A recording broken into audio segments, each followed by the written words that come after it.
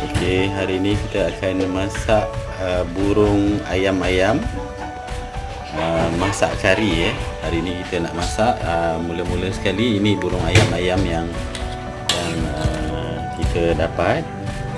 Jadi kita bersihkan dan juga rebuskan dulu ya. Rebuskan dulu bersama air garam dan juga cuka. Okey. Ini adalah bahan-bahannya: bawang merah, bawang putih, halia, serbuk kari, cili kering,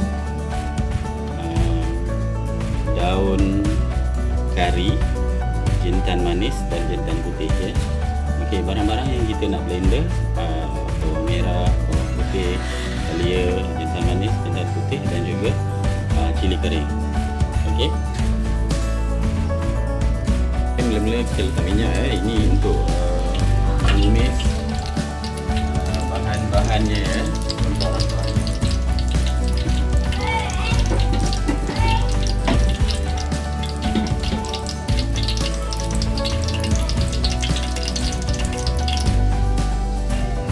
Masukkan kayu manis, tambah juga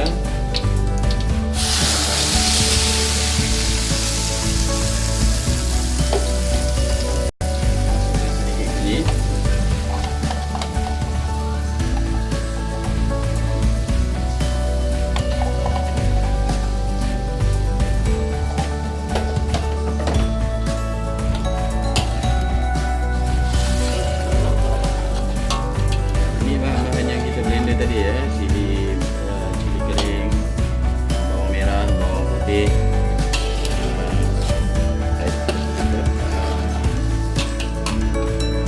seterusnya masukkan daun kari ya.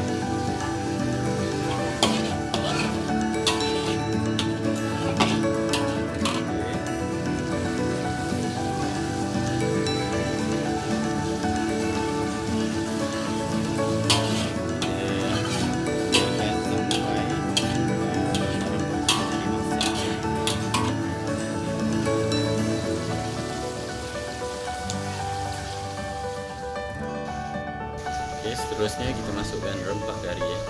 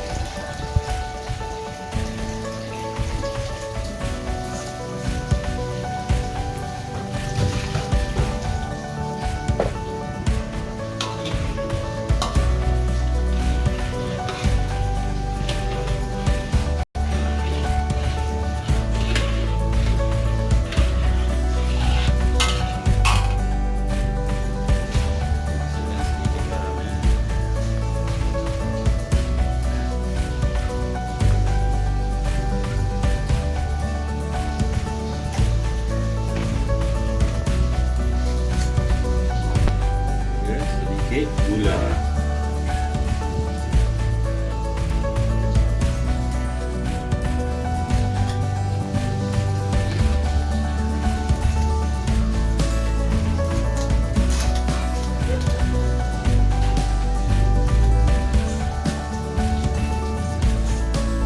biar lagi Okey, kita akan masukkan burung ayam-ayam yang telah direbus tadi ya.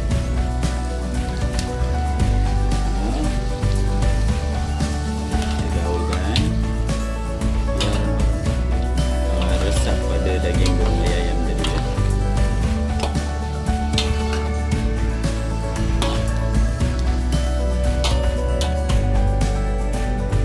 Okey, seterusnya kita akan masukkan santan ya. Santan.